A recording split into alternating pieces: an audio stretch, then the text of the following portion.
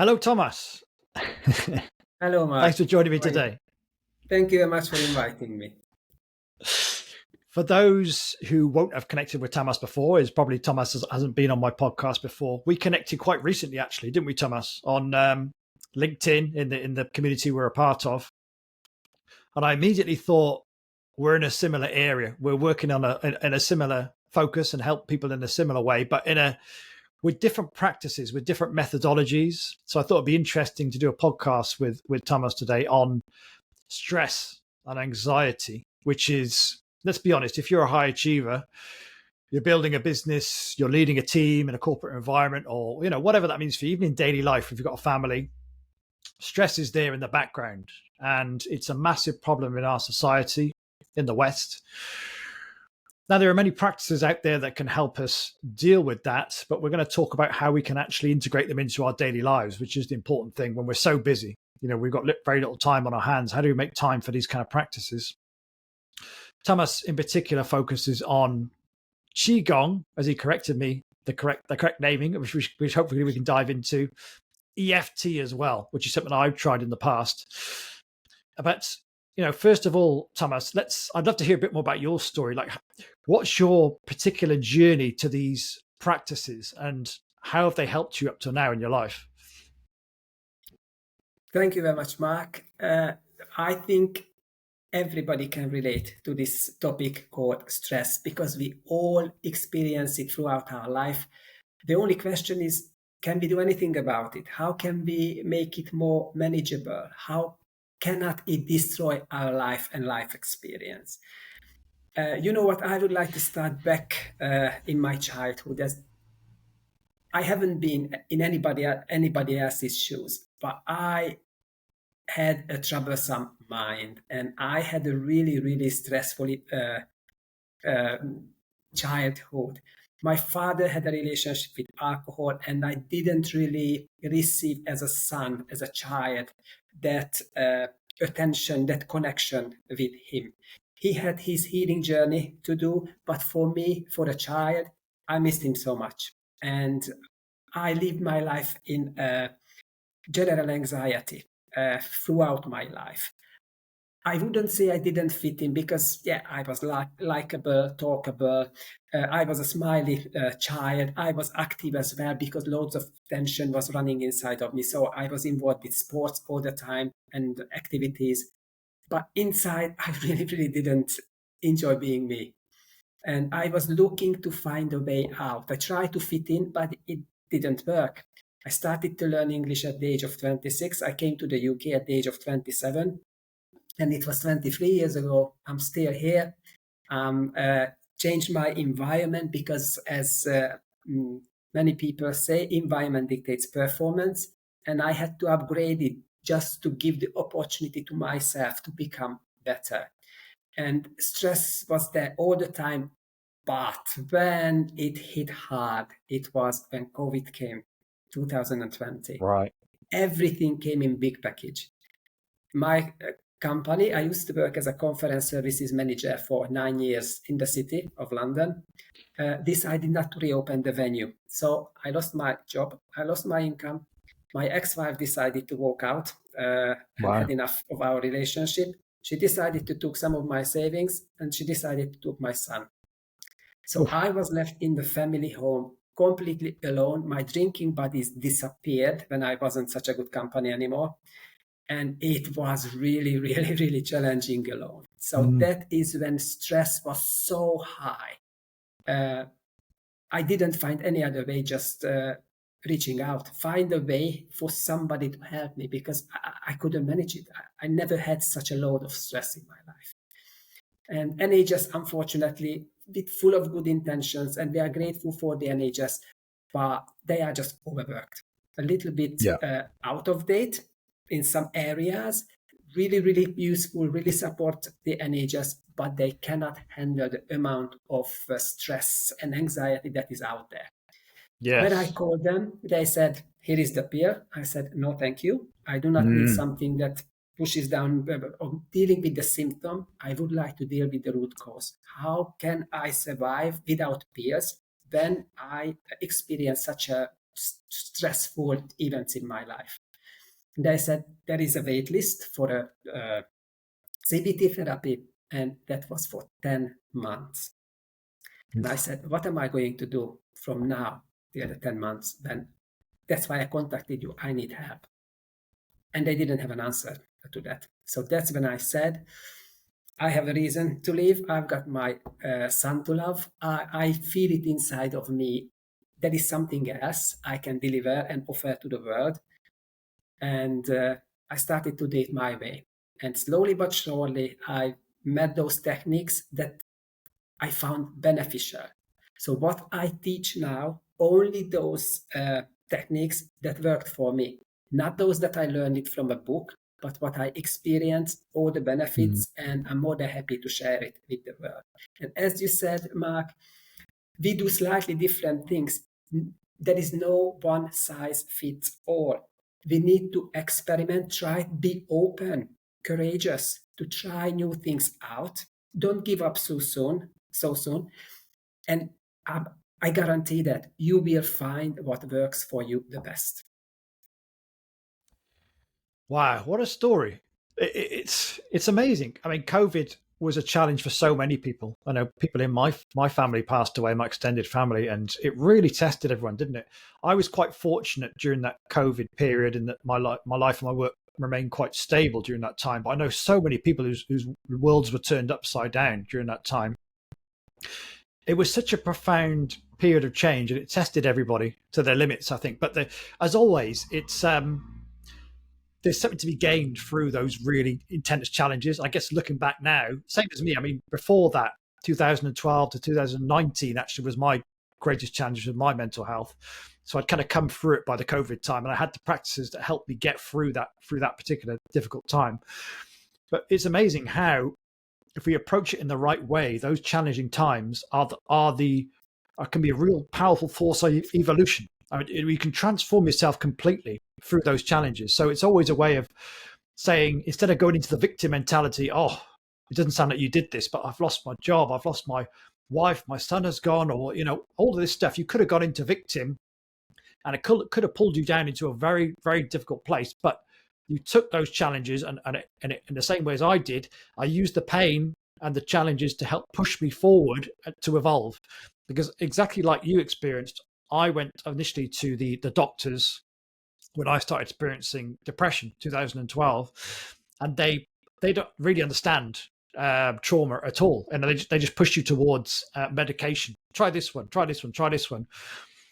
I tried them for about 6 months, and I just felt completely numb, and I just knew this is not the path for me. I have to find something else. I'm such a dire place, and I can see where this medication is going. I'm just going to have to take more and more and more to see any results, and I'm going to be stuck on this for the rest of my life. So I decided at that point, I've got to find another way. I love what you said then about there's no one size fits all, because I then went on a journey around the world, basically trying all different modalities. I tried the Western routes of counseling and psychotherapy, which didn't really work for me. I tried EFT around that side because my mum's a counselor. She eulogized about EFT and how it helping her clients so much. I tried that, but that didn't really work for me so much. But then I explored Eastern practices like meditation and started meditating in Buddhist monasteries on retreat. That began to help me raise awareness of who I was, and I was able to witness the mind and not get caught up in all the dark thoughts. That really helped me. And then I explored shamanism and plant medicine and energetics, and then different coaches in the UK. And I found a method that kind of combined a lot of different things I'd learned into one. And then I was able to then condense it into a program that I help people with. So I love what you said about, you have to really experience what works for yourself. And so then you have a direct experience of what works, rather than reading it in books and then kind of parroting what you think works. You have to know exactly what works for you. And so then you can help others go through a similar challenge. That is the key. We need to learn to raise or increase our awareness, because the Western society or school system is not built to raise your awareness. It's built, the school system, to create a beautiful, wonderful, another brick in the wall to fit in the system. And nobody cares who you are. And if there would be any reason for you, if any talents, would shine through anything else. One of my favorite story is, for example, Frank Sinatra, who I'm 100% sure he was one of the best singing waiter. But how much more the world can thank him becoming a singer, a full-time singer. So if we do not find those talents inside of us, I think we are missing out, and the world is missing out. Exactly. And this is what I talk about a lot on social media, which is purpose, but it is interesting how it tends to come through the difficult times, isn't it? I remember when I was kind of just going through life quite happily in my corporate career and not really pushing myself to evolve. I never even thought about purpose. I just thought, well, life is just basically you have a relationship, you have a job that pays you a paycheck. Like you said, you're kind of like a cog in the machine, in the kind of societal machine. When I went through my own dark night of the soul, as it's called in shamanic circles, it's like that is like a deep cleansing is the way I see it now. And whatever parts of you cannot withstand that fire that you're in internally get burnt away, and what's left is like the core, the true essence of who you are, and then purpose can come through because you're reconnected again and realigned with who you really are. So those times are I think essential, in unraveling things and revealing things like purpose. They really do strip you away to the core of who you are, to reveal why you're really here. This is an amazing and incredibly exciting detective work, because as soon as we realize something else is running our life that is not pleasant, that doesn't make us happy, that doesn't make us fulfilled, and you are in such a pain, when you slow down, you do not force those things you do on an everyday basis just because you are supposed to, but you just give away everything, whatever is inside of your head, and you just become open for what else might be possible. For example, one of my clients was working so hard. She doesn't really enjoy the work, and she's not finding it fulfilling where she's according to her qualifications and superpowers. So she does amazing things outside work as well. Plus, she's a single mom, and she looks after her son as well. That means she's always last in the row. And now an illness had to come that slowed her down a bit. And after just only 4 days, she realizes, oh my goodness me, if I look after myself better, everybody else will benefit. Yes. And we need to, sometimes our body keeps the score, and sometimes it pulls the handbrake and says, okay, the direction is wrong. Think about it again. And that almost needs to happen, doesn't it? We need to hit a wall before we're forced to change. That's if we are in where I went. Autopilot, you cannot in control. You need to get the awareness. You need to be in the present moment to make that decision. Consciously, that yes, I switch it off and I will take it from here. Love it. Well, let's go back to the original topic then, where we talk about stress, because it is almost an undeniable feature of modern life, isn't it? Because like you said, for example, you've got somebody who is working a job, looking after a family, you've got your own health to prioritize as well. I mean, I can think back to my life. I had a job and a business at the same time, as well as working on relationships and paying bills and everything. So it's what it does. In my experience, is that it's people are constantly in this doing mode, constantly taking action, and from the moment they wake up in the morning, the mind is in overdrive, this fight or flight mode. It's like, what have I got to do today? Oh, I've got to do this. I've got to do this. I've got to do this. And then when the mind is constantly in this overdrive mode and it doesn't get time to unwind and come to a place of stillness, you're working all day, you're taking action, you've got deadlines to hit, then you've got to feed the kids. And then, you might have a moment to sit down, you watch Netflix in the evening, and then you lie down at night And of course, because the mind hasn't had any chance to unwind, it's still in overdrive mode. You lie down to sleep. Oh, I want to sleep now. But the mind is going round and round and round and round and round. And of course, that affects your sleep, makes you more exhausted. And so it's like this vicious cycle, isn't it? That people can get trapped in. So how can we start to deal with this constant state of anxiety and fight or flight that many people find themselves in our society? Well, I think as everything else, it starts with prevention. Not to deal with the problem, but prevent it from happening. We need to start teaching our children, or I'd love to see a world where we teach our children to learn mindfulness, that they can have more time and more ability or skill to reconnect with their true essence. If we are taught we only will be happy if we achieve that, if I will get that title, if I will have that dream holiday or dream car. If it's always externally driven, it's going to be our downfall. It's just a matter of time. You can get until the end of your life, but there is a huge chance you will die from guilt, shame, and disappointment.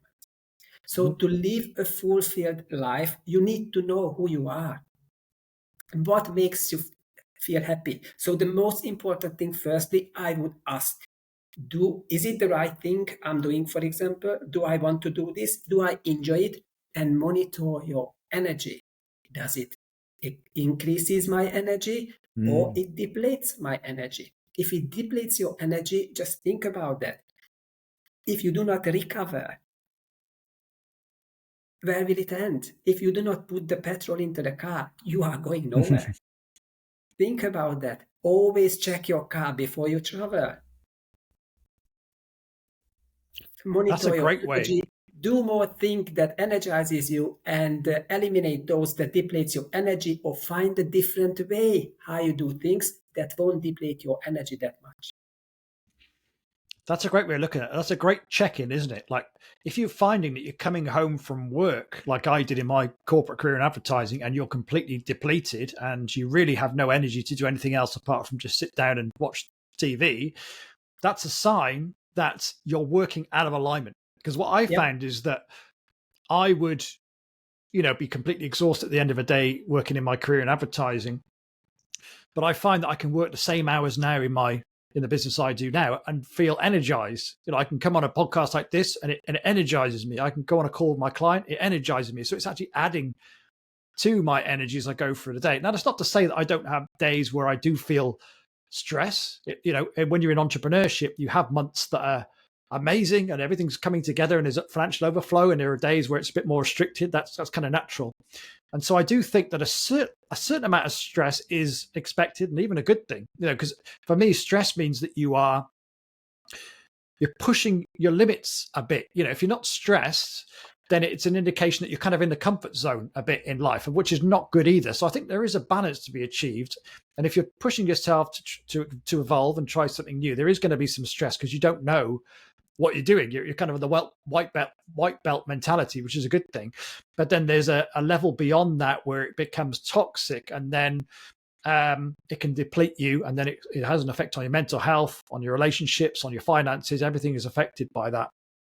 So I love that check-in. Is it energizing you or is it depleting you?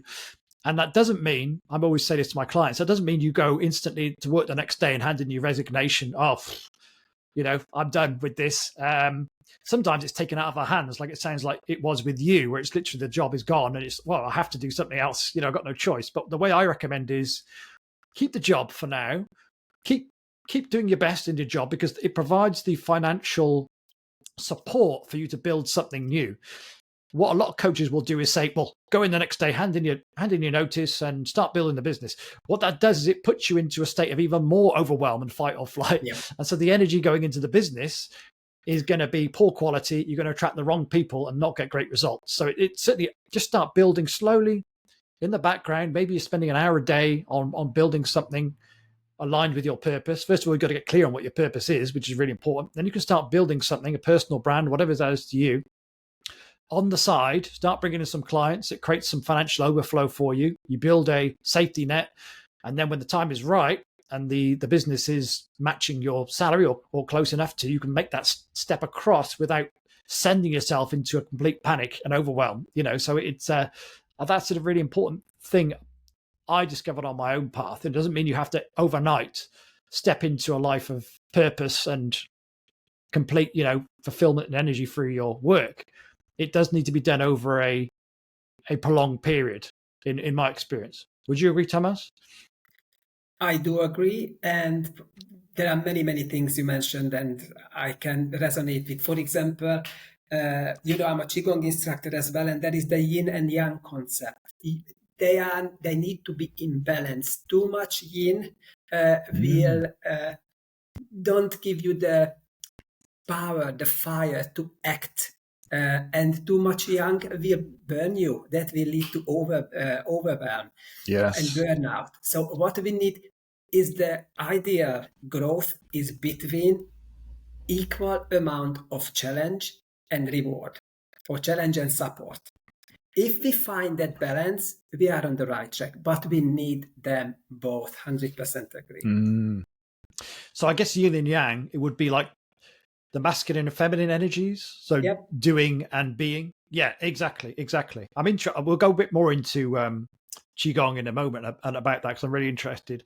But I agree. It is finding a balance. You need to have, the way I always talk about aligned action is, if I wake up one morning and I'm really energized and I'm feeling passionate and excited to do work, I'll step into the doing, the masculine energy, just doing, creating and very busy. But then if I wake up one day or I feel depleted later in the day, I'll go into the more feminine energies of being, and just literally, okay, I'm going to surrender now. I'm going to focus on healing and processing this energy, this overwhelm that's in my system. What I think is missing for a lot of high achievers is that balance. Absolutely. So they're stuck in the masculine, which is doing all the time, taking action, and there's no time for healing and being. They're human beings, not human. Sorry, they are human doings, not human beings. Yeah. So this is why it's crucial to have daily practices that we can integrate that help us balance ourselves out.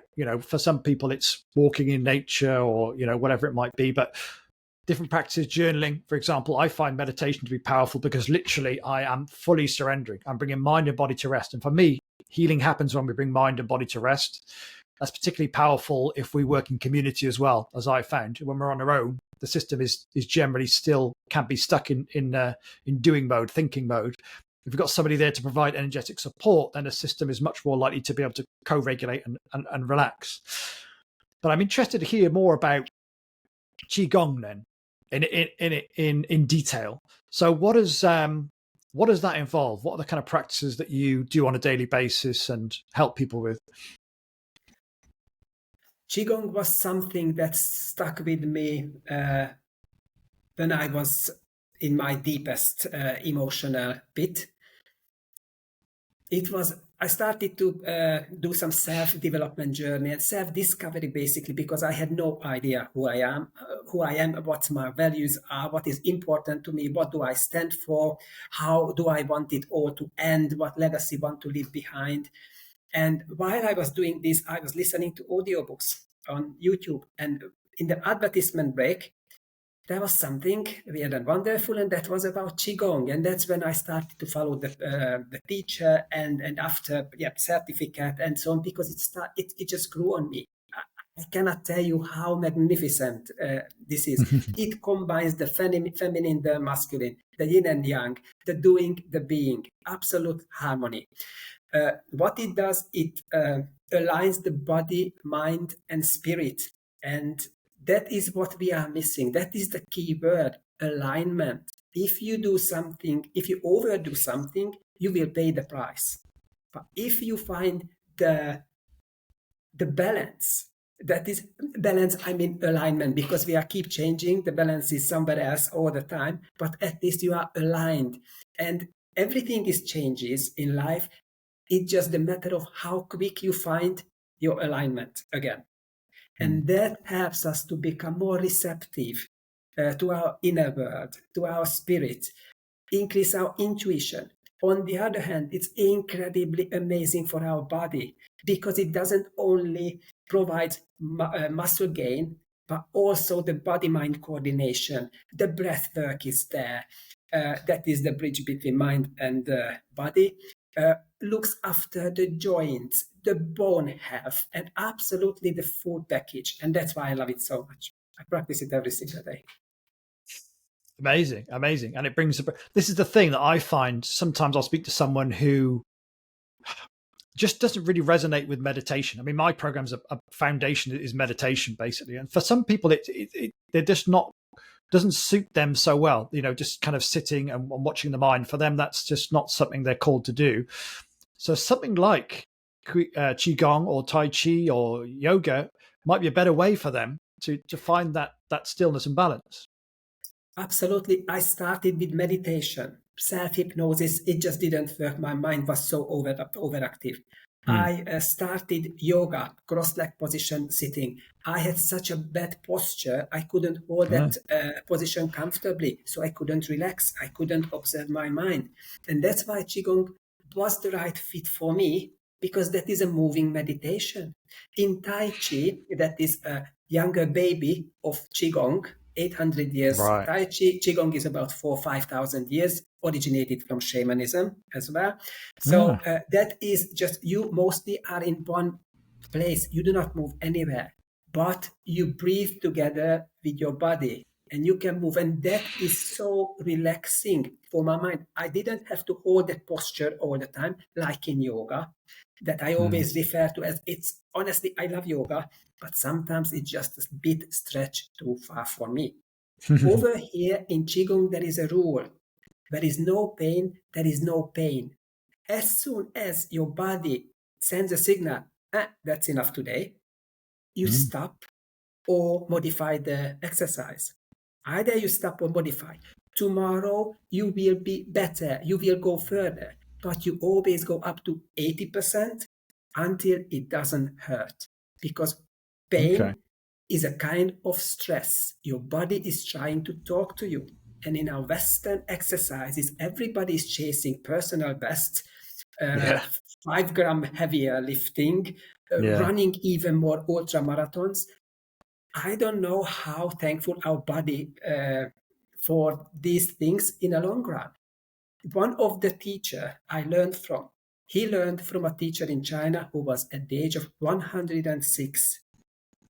At 106 years old lady, she taught 2 classes a day, 5 days a week at the age of 106. So that is when, this is how I would like to get old, when I'm fully functional physically, spiritually, and mentally. And this gives me even hope towards the future, because I cannot spend every single day with my child anymore. But when I do, I would like to be 100% me for a really, really long time. Well, isn't that amazing to think that, I mean, I'm 45 now. Amazing to think that if you look after yourself and do the right practices on a daily basis, you could still have 60 years ahead of you working on your purpose and helping as many people as possible. Absolutely, with increased awareness. And yes, increasing your capacity, increasing your awareness, increasing your energy levels. Because there is no pain, there is peace. Yes. You can focus better, you can perform better. So what about now? If somebody's listening to this and thinking, wow, this sounds great, I'd love to explore this a bit more. First of all, Tamas has got an amazing channel on LinkedIn, which I'll drop in the description below, and the website as well.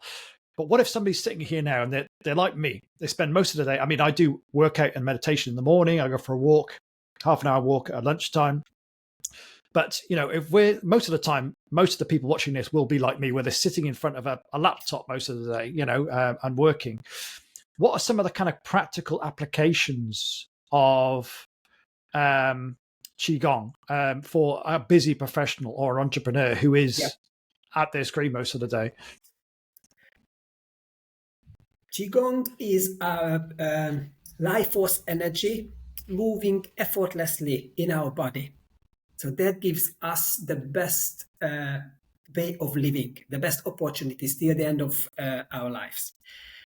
The human body is not designed to sit all day long or experience high stress, high intensity stress on a regular basis. It's just not. It's stress is designed to keep us alive. Those hormones should be in our body for a short period of time until the danger is gone. But after that, it does more damage and more harm to us. So we need to identify our body is not designed to sit all day long. First tip, guys, get up, move about, set your alarm clock. Honestly, every maximum 45 minutes, get up and stretch. This is the easiest thing you can do for yourself. There are certain exercises as well that you can do that moves the entire body, not just, your legs or arms, but think about your spine, how much pressure it gets compressed if we are sitting all day long. Our body was designed to move naturally. That's what we overlook. If we just put weight on our muscles and bones, you won't be as flexible. You won't dance through life. You will force yourself through life, but not dance with joy.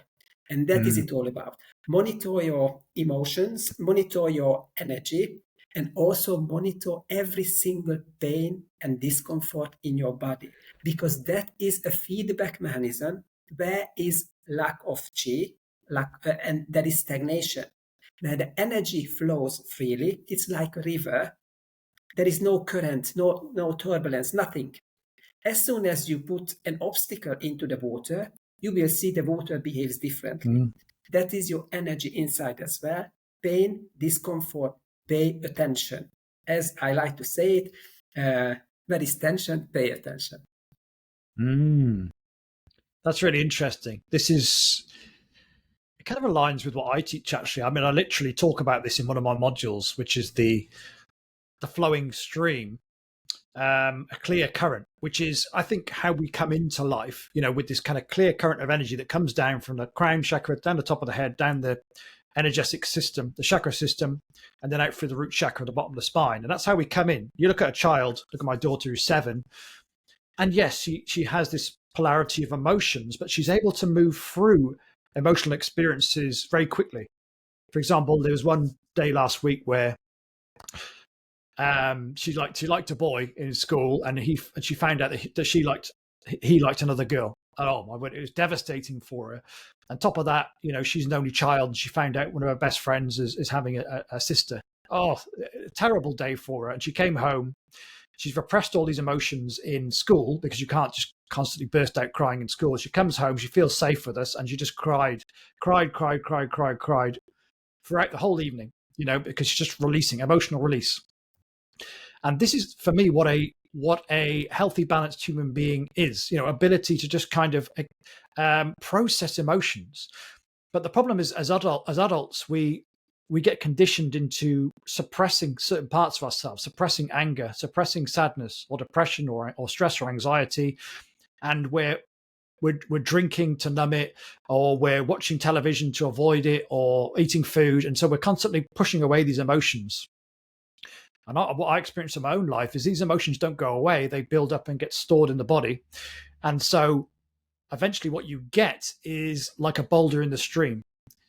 When you don't feel through these emotions, they create a blockage somewhere. So instead of the stream running freely down our energetic system, it gets disturbed. And so you have the series of boulders then in the stream, and our energy isn't flowing with the same, in a streamlined way. And it's lowering our vibration, essentially. It's disturbing the energy that rose through our body. And that creates low vibration emotions like stress, anxiety, and depression, etc., because our energetic system is blocked. And so a lot of work I do is just literally bringing awareness into the body and feeling through these really uncomfortable emotions. Sometimes it's a sensation, sometimes it's a tightening in the stomach or a pressure on the center of the chest. And we just bring awareness out of the thinking mind, because we can't heal from the thinking mind, back into the body and feeling through all these suppressed emotions, basically, which show up as different sensations within our bodies.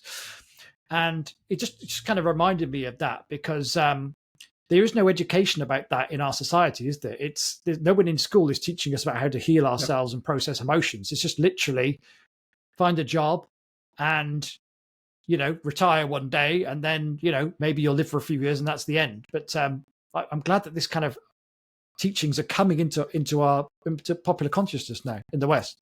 I really, really hope so. This is time, and this is why I love so much, to merging the Western approach or attitude with the Eastern wisdom. These teachings are here for 5,000 years for a reason, because they work. They work. And let's see the data. The men, middle-aged or adult men, 4 times more of them commit suicide than women. Why? One of the reasons, because we are not taught how to handle our emotions in a healthy way. We suppress them instead of allowing to run through us, even though how painful they are. If we give space, they will find a way, like water. They will run through us. There will be the experience. There will be the pain. Pain is inevitable, but suffering is a choice. And if we suppress these emotions, we set ourselves for long, long suffering with consequences in our body and spirit as well. This is not good for us, and we will bleed, and we will bleed everybody else around us. That's why we need to learn what works for us, what is the effective way to deal with our emotions. Yes. Whatever way we find that works for us doesn't really matter. Like something that Tamas is saying, you feel like, yes, that's the one for me, or something I'm saying, you feel like it works for me, or something completely different. You just need to find a way to balance the feminine and the masculine energy. So if you're doing all the time and you never stop, then ultimately there's no processing going on here. So eventually these emotions are going to back up in your system, and it's going to lead to burnout or breakdown or something's going to break down somewhere. So what about then EFT? I mean, I know about EFT because I've tried it during my challenges in the past, but how does that fit in with qigong then? Do the two kind of fit together? Yeah, absolutely. They are. I didn't know at the beginning, because I found EFT sooner than qigong, and EFT is based on qigong, and I tell you why. Oh, really? Yeah, absolutely. I was amazed. Yeah. There are certain energy highways running in our body. They called meridians.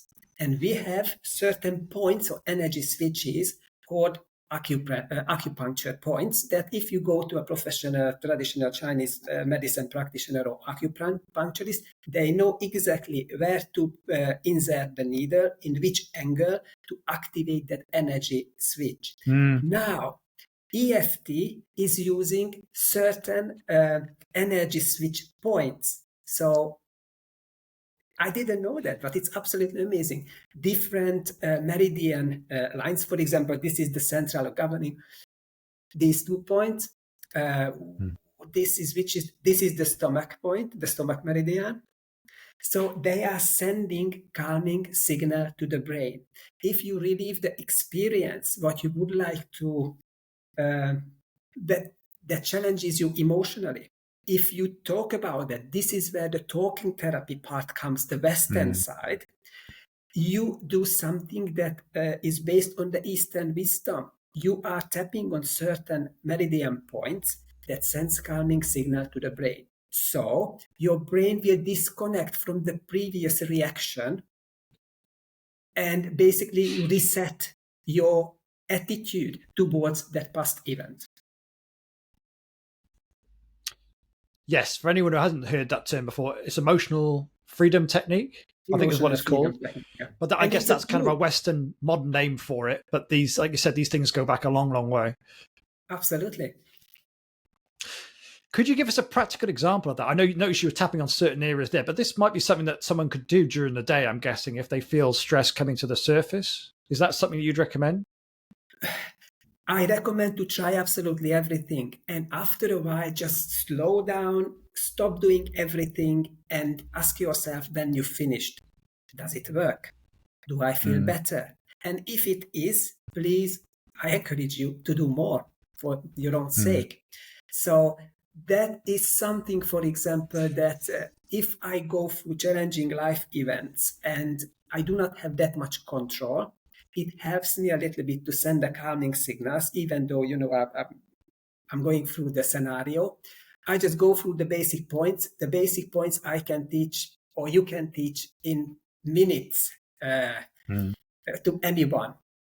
Why does it work? They don't necessarily need to know. What they need to know to learn to focus on their story and just tap gently on certain points. And that will do the trick for some and may not for others. But that is, as I said, fine, because we want to have those people who it works for. We cannot have those people if we do not have those tools that will help them, but they need to find the right practitioner. Yeah, that is the thing. That's a really important thing. I hope people take away from this episode is that we all will have different practices that work for us. Like I said, meditation unique works fingerprints. beautifully for me. Yeah, exactly. You try these things out. I mean, for me, I've had tremendous benefit as well from plant medicine. I don't know if you've heard about ayahuasca and all these different medicines. I mean, that is a tremendous benefit, but I always say I don't recommend that because it really is like a complete, you can experience ego death. You can feel like you're going mad, basically, because these things really do push you to the absolute edge of what you can handle and beyond. So I never recommend it to anybody unless you feel really cold, because I know some people have been over there to South America and it hasn't helped. Or in fact, it's made their condition even worse. So you have to really, this is where intuition comes in, like really tune in. Like, how does the idea of EFT feel to you? If you're getting a yes in your system, then that's probably the path for you. If you're getting a yes from what I talk about meditation, then follow that. It's all about getting in touch with your intuition and following that, as opposed to what somebody tells you should do. In my journey, I use EFT and that worked for me. So that's why it stuck with me. There is a part that is called a technique called past peace procedure or something like that. PPP, I don't remember. I think it's past peace procedure. When you set some time aside with yourself and with your thoughts without any disruption, and you try to go back and find all the incredibly painful events since you can remember. And you score them or rate them from 0, absolutely nothing, obviously it wouldn't be painful, to 10, that is so unbearable you do not even want to think about it. It can be war-related, rape, or this type of things. Traumas. So you write them down, and after if you are brave enough to go through the events and the tapping procedure, there is a good chance it will reduce your score time after time. And that's what I did, and that's what it worked for me. I imagine really important to have support, though. This is something I'm always reiterating, like you want to have support when you go through this stuff, because like you said, if you're going through the really darkest points in your life, you haven't got somebody there to kind of support you and hold the space. Then what I found with like counseling aside the therapy is that we talk about this stuff, we bring it to the surface, but because there's no processing, because we're still in our heads talking about it, it just like re-traumatizes the system over and over and over again. It doesn't process anything. So with my clients, we talk about this stuff, what's coming to the surface, and then we drop the mind and we feel through the body to process the energy out. So I think it's really important to have support if you're going to go through the darkest aspects of your past or society, or whatever it might be that's triggering you. One of my coach always says it, when you do it alone, you do it wrong. That is the power of the support. There are certain things we need to figure it out, but just imagine how much more happens when there is a collective energy. Even a music feels differently in a live gig. Just think about you and your wife came together and created something magical called your daughter. So there is always more people creates something exceptional. The other thing is that if you want to get lasting result faster, please contact a professional. You can try to build a shed, and you may build a beautiful shed. Well done, happy days. But sometimes it will test you and your abilities, and you will be better and create it cheaper if you trust a professional first. And it's true for absolutely everything.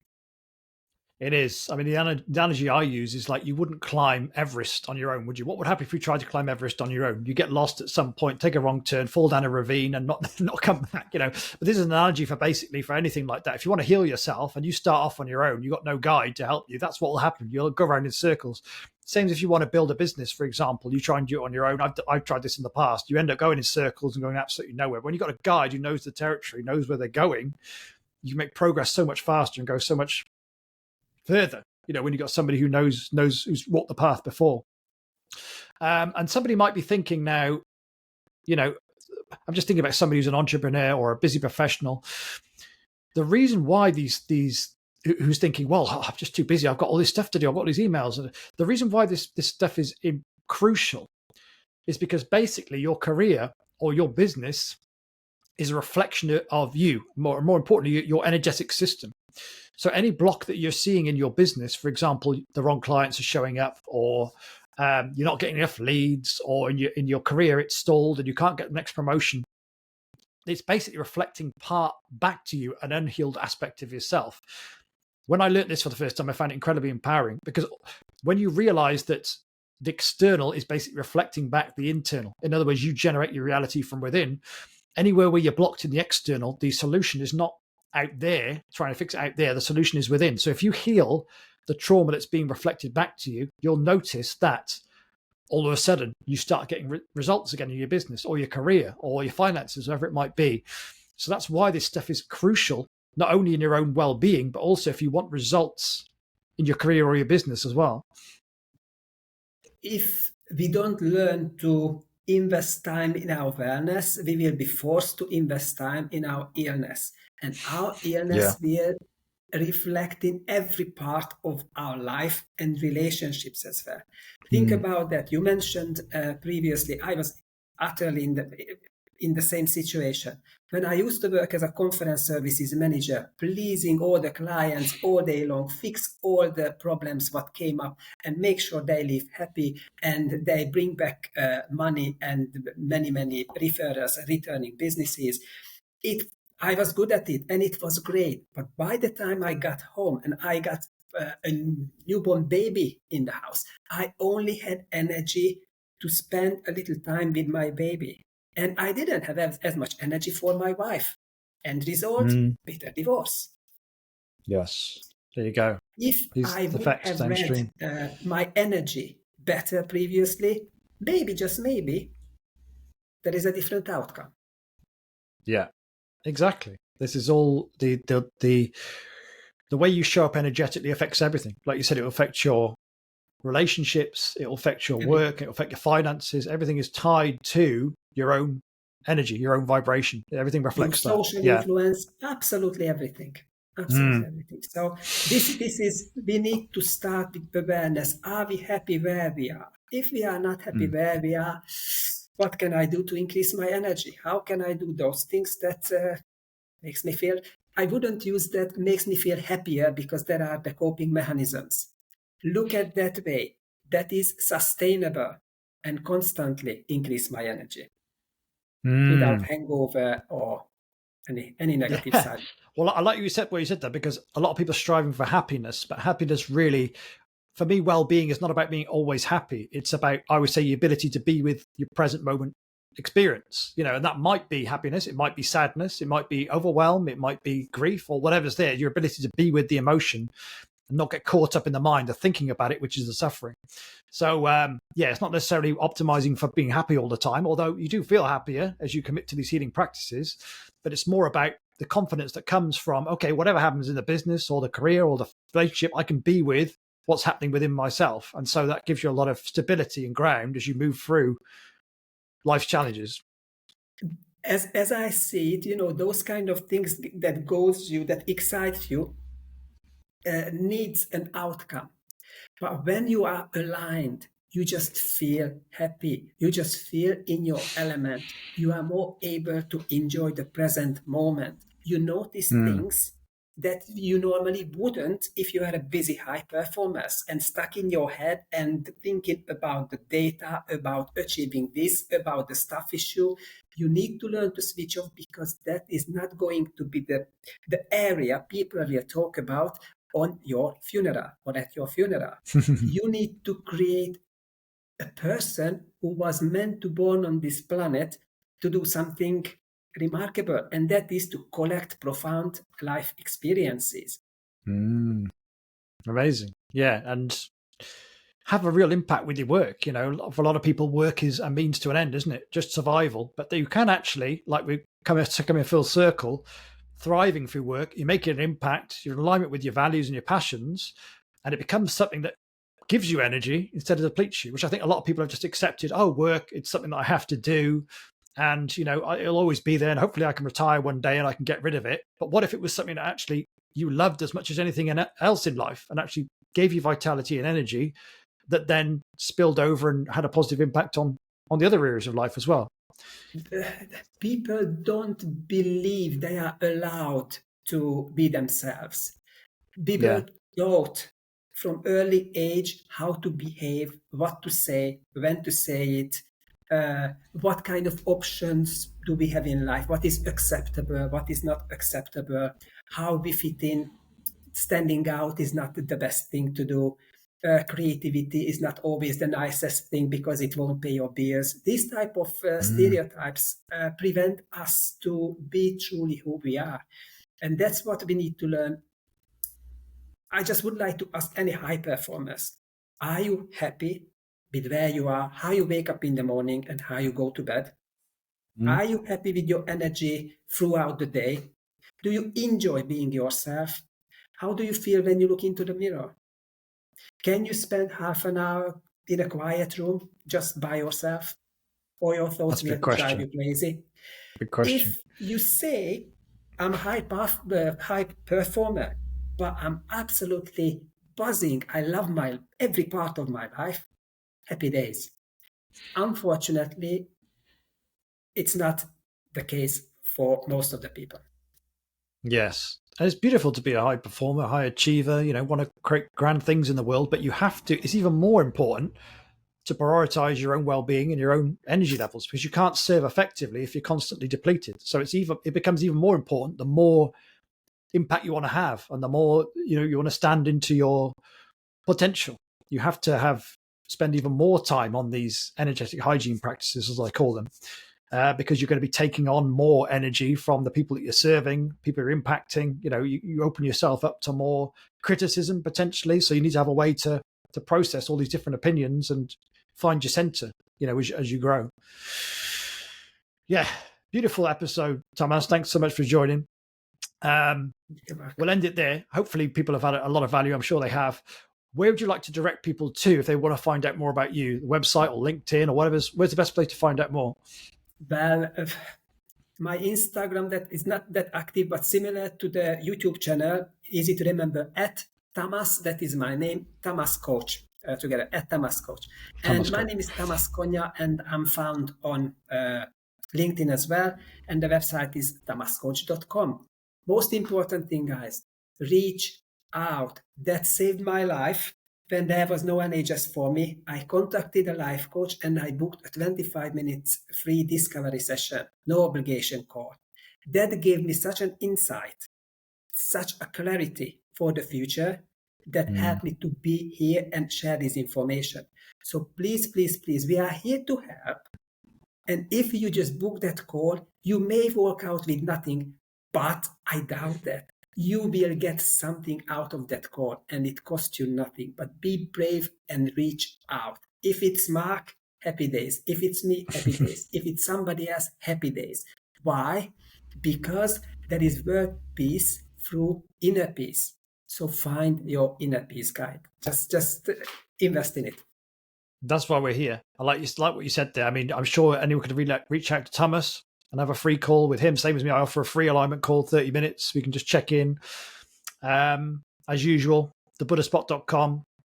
I've got a free assessment on there, purpose alignment assessment. You go through a list of about 16 questions to check in how aligned you are right now, inner and outer purpose. So as Tamas said, if you're aligned with Tamas, check out his website. If you're aligned with what I'm saying, thebuddhaspot.com. But most importantly, we all need support. I still need support.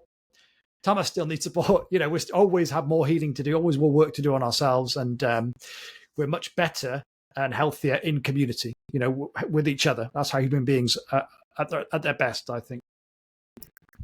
I would like to thank you very much, Mark, for having me. It was absolutely amazing. I really, really hope our audience will find it beneficial. And this is what they needed to hear right now. I'm part of a coaching group, and there are high achievers. There are professional speakers, athletes, so many people.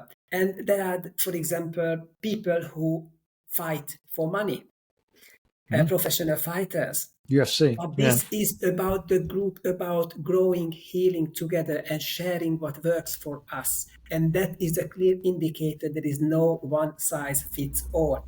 As one of my coach, JP, would say, don't become a fighter if you do not accept being punched in the face. So choose your fight, be yourself and shine. The most important thing, learn to maximize your energy no matter what you do, but surround yourself with the right people. Also, the same person said that if you want to become a champion, surround yourself by champions. Oh, like it. What is it? Environment dictates performance, Dictates doesn't it? You said we come one big loop, come back to the start again. Yeah. Beautiful, Tamas. Thanks so much for joining. And hopefully, once this episode is out, people can check it out, and then we'll have you back on again soon at some point, and we'll see it, check in where you're at. It would be a great pleasure, Mark. I really enjoyed it. Thank you very much for inviting me. Thank you very much. Thanks all for joining. Bye for now.